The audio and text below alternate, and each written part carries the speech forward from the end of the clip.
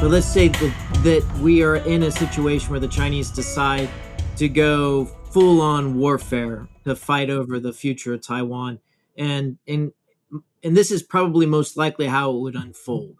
Once they've made that decision, there would probably be a period of a blockade where the Chinese would try to cut off the island and basically make it clear that there's going to be a very large cost by anyone trying to come into to resupply the island.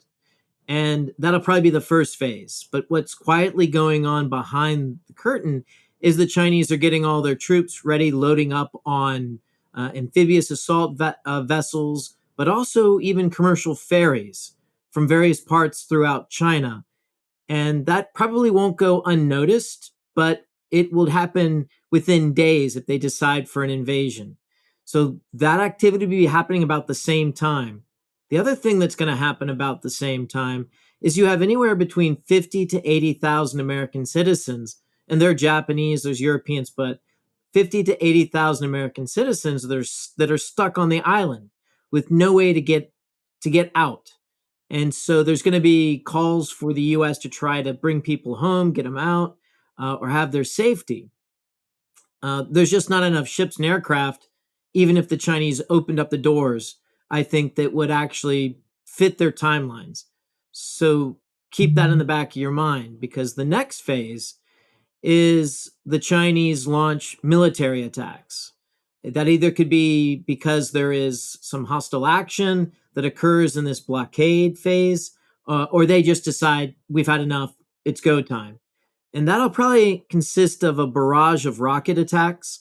And if you've seen what the Iranians have done, like attack against our base after the killing of Soleimani, the IRGC general, or most recently the attacks in Israel, these are not small bombs.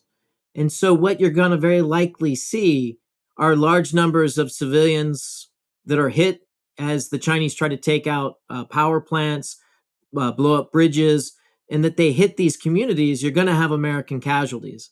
And so there's going to be a very loud public outcry in the United States to do something, because China is killing American citizens, men, women, and children, and the aged that are living in Taiwan.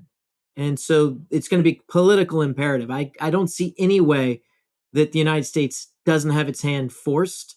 And it also makes strategic sense to prevent a Chinese victory in Taiwan. So 2 reasons, very likely how it would unfold in the first week of the war.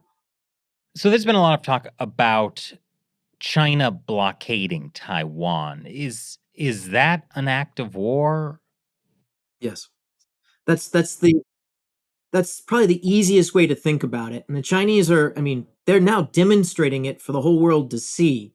The last couple of iterations of like the response to Speaker Pelosi's visit to Taipei, then President Tsai Ing-wen's visit to the United States and meeting with the Republican Speaker of the House, similar kind of demonstrations. They've shown this is how they're going to go about attacking Taiwan.